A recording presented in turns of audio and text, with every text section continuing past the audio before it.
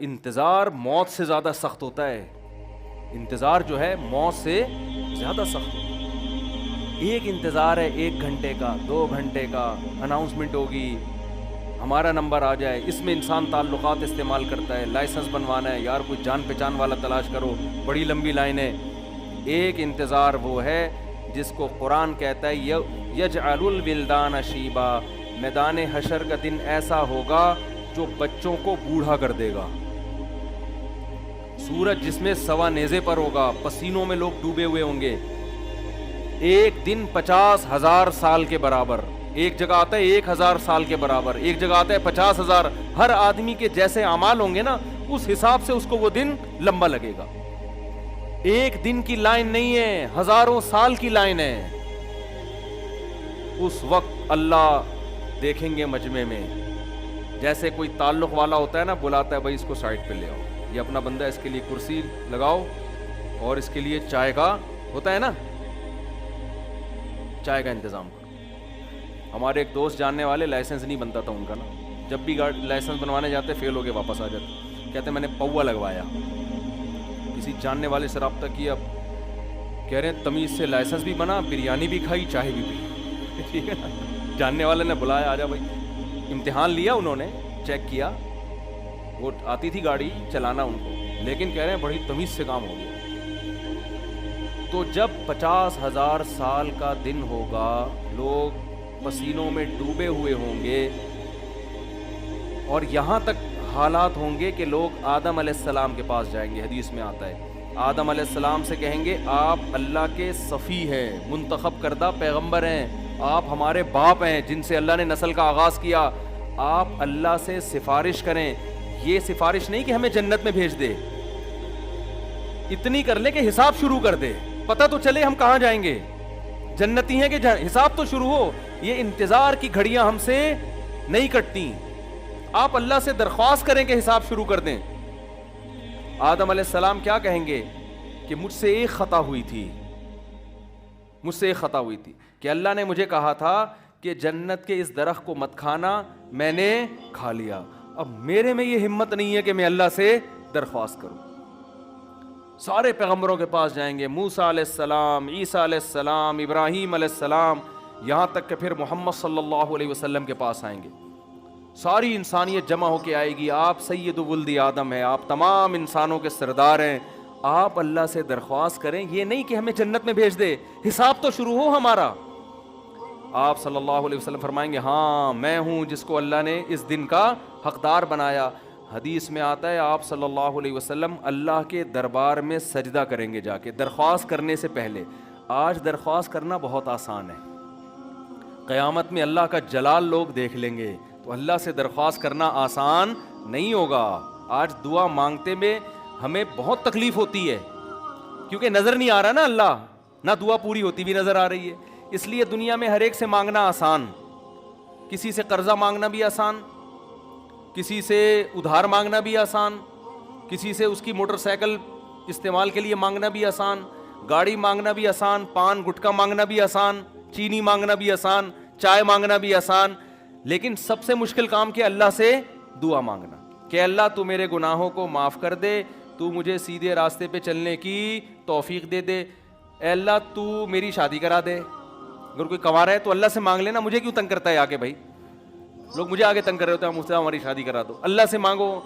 آج اللہ سے مانگنا کیا ہے, بہت مشکل, کیونکہ اللہ نظر نہیں آ رہا, نظر نہیں آ رہا نا اللہ, نہ اللہ نظر آ رہا ہے, نہ اللہ دعا قبول کرتا ہوا نظر آ رہا ہے.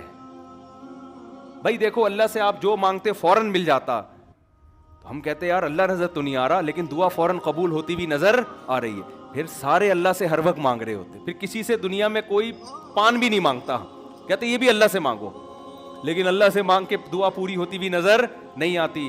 جن کا ایمان ہے وہ گھنٹوں گھنٹوں اللہ سے مانگتے ہیں, جن کا غیب پر ایمان نہیں ہے وہ ایک بار بھی ہاتھ اٹھا کے اللہ سے دعا نہیں مانگتے. جن کا ایمان ہے نا وہ تو گھنٹوں گھنٹوں, ان کو پتا ہے سب کچھ مل رہا ہے, چاہے ہمیں نظر آئے یا نہ آئے. اللہ دعا کو رد نہیں کرتا, وہ مانگتے ہیں اللہ سے, ہر چیز مانگتے ہیں. ان کو دعا سے زیادہ دنیا میں کسی کام میں مزہ نہیں آتا. وہ ایسے مانگتے ہیں, ان کو پتا ہے کہ جیسے کوئی سخی بادشاہ ہو نا, جو لٹا رہا ہے ہم جتنا مانگیں گے دے گا. تو آدمی مانگنے میں کنجوسی کرے گا کہ جب تک میں تھک کے چور نہیں ہو جاتا میں نہیں ہاتھ. ہمارے حضرت مفتی رشید احمد صاحب رحمہ اللہ تعالی جب کوئی ان سے دعا کی درخواست کرتا تو ہاتھ اٹھائے بغیر دعا دے دیتے تھے اس کو. کسی نے کہا آپ ہاتھ اٹھا کے دعا کیوں نہیں مانگتے؟ حضرت نے فرمایا جب میں ہاتھ اٹھاتا ہوں تو میں پھر جلدی ہاتھ رکھتا نہیں, کیونکہ میں کہتا ہوں جس خدا کے دربار میں ہاتھ اٹھایا ہے وہ جواد اور کریم ہے, وہ بخیل نہیں ہے. تو تھوڑا سا مانگ کے پھر میں ہاتھ جھکاؤں گا نہیں. پھر اتنی لمبی دعا مانگ, ہم نے اپنے اکابر کو دیکھا ہے جن کے ساتھ ہم نے سفر کیا, بیت اللہ کے سامنے گھنٹوں گھنٹوں دعا مانگیں گے, رمی میں گھنٹوں گھنٹوں, صفا مروہ میں گھنٹوں گھنٹوں. ایسا لگتا ہے ان کے لیے دنیا میں سب سے محبوب عمل کیا ہے؟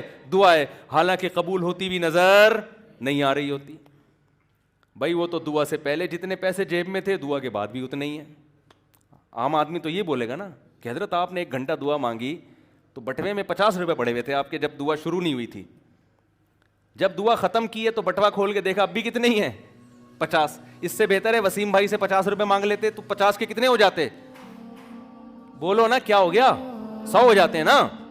تو یار وسیم بھائی سے مانگو تو نظر آ رہا ہے, اللہ سے مانگو تو نظر ہی نہیں آ رہا. کیسے سمجھائیں یار؟ یہاں پولیس تو ہے نا.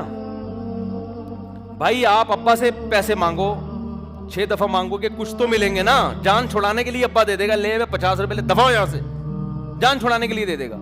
اللہ سے تو یار گھنٹوں گھنٹوں مانگو, نہ کبھی 50 روپے ملے نہ کبھی 5 روپے ملے. تو بھائی اگر اللہ ایسے دینا شروع کر دے تو پھر لوگ ابا سے نہیں مانگیں گے, کس سے مانگیں گے؟ اللہ نے کہا چھپا ہوا ہے, چھپا ہوا ہے. فلا تعلم نفس, کسی کو خبر نہیں ہے میں نے اپنے بندوں کے لیے کیا چھپا. یہ سب قبول ہو رہی ہیں, یہ سارے پٹارے اور یہ جو تجوری کی جو کنڈیاں ہیں نا یہ کھلیں گی قیامت کے دن. یہ سب کھلیں گی, سب جمع ہو رہے ہیں اللہ کے دربار میں. اور تو جو اللہ سے روزی مانگ رہا ہے, اللہ ایسے روزی نہیں دیتا کہ 50 کے 100 کر دے. وہ تیرے 50 میں ایسی برکت دے دے گا جو لوگوں کے 50 لاکھ میں نہیں ہوگی. غیب سے اللہ مدد کرتا ہے, دکھاتا نہیں ہے اللہ تعالیٰ, غیب سے مدد ہوگی.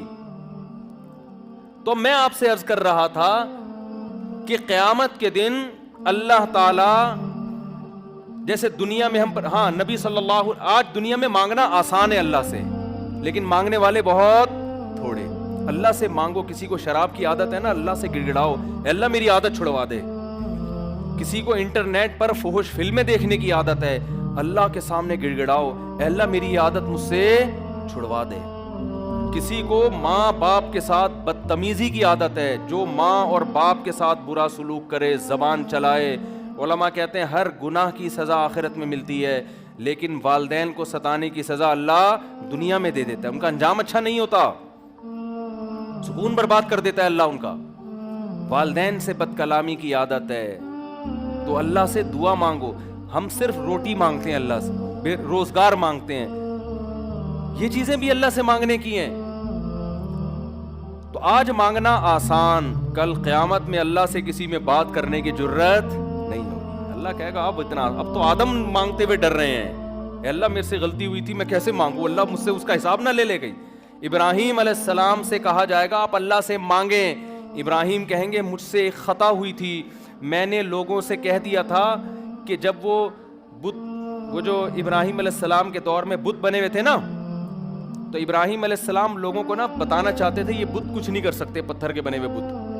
تو ابراہیم علیہ السلام نے اس کے لیے تدبیر کیا اختیار کی کہ جب یہ سب لوگ میلے ٹھیلے میں جائیں گے تو میں ان سارے بتوں کو ٹنڈا اور لنجا کر دوں گا, کسی کو کانا بنا دوں گا, کسی کی آنکھ کاٹ دوں گا, کسی کی ناک کاٹ دوں گا, اور بڑے والے کے گلے میں کلاڑا ڈال دوں گا. یہ بولیں گے یہ کس نے یہ کیا, میں بولوں گا بڑے والے نے کیا ہے. وہ کہیں گے بڑا والا تو کر ہی نہیں سکتا. میں کہوں گا ان سے پوچھ لینا بڑے والے سے, یہ بتائے گا کس نے کیا ہے. بلکہ یہ خود بتائیں گے یہ سارے بت کے اس نے کیا ہے. بھئی آپ کی کوئی ناک کاٹ کے چلا جائے, بندے کو بھی آپ دیکھ رہے ہو, بندہ بھی سامنے کھڑا ہوا ہے, آپ کے ابو پوچھیں بیٹا تمہاری ناک کس نے کاٹی, آپ بولو گے نا فوراً, بولو گے اس نے کاٹی. تو ابراہیم علیہ السلام نے یہ پلان بنایا کہ جب یہ سب کو ٹنڈا لنجا کر کے میں بڑا بت جو ہے نا اس کے گلے میں کلہاڑا ڈال دوں گا. پھر جب یہ لوگ آئیں گے کہ یہ کس نے کیا, میں بولوں گا اس نے کیا ہے. ان جن کے کان آنکھ کٹے ہیں ہاتھ کٹیں وہ خود بتائیں گے اس نے کیا ہے. تو لوگ کہیں گے یہ تو بول نہیں سکتے, تو میں کہوں گا یہ کیسا خدا ہے جو بات کر نہیں سکتا, تو یہ تمہارے مسئلے کہاں سے حل کرے گا یہ. تو یہ ابراہیم علیہ السلام نے پلان بنایا, لیکن اس پلان میں ابراہیم علیہ السلام نے کیا کیا, قوم تو ان کو بھی میلے میں لے کے جا رہی تھی, تو ابراہیم علیہ السلام نے کہا میری طبیعت خراب ہے, میں بیمار ہوں, میں نہیں جا سکتا. ابراہیم علیہ السلام کی نیت جھوٹ کی نہیں تھی, نہیں جیسے آج ہم بڑے آرام سے جب چاہیں ہاتھ اٹھا لیں. نبی صلی اللہ علیہ وسلم نے فرمایا اللہ کا جلال, اللہ کی عظمت ایسی ہوگی, میں اللہ سے یہ درخواست کہ اللہ تو حساب و کتاب شروع کر دے, یہ درخواست کرنے کے لیے اللہ کے دربار میں جا کے سجدہ کروں گا, اتنا لمبا سجدہ 7 دن اور 7 راتوں کے برابر.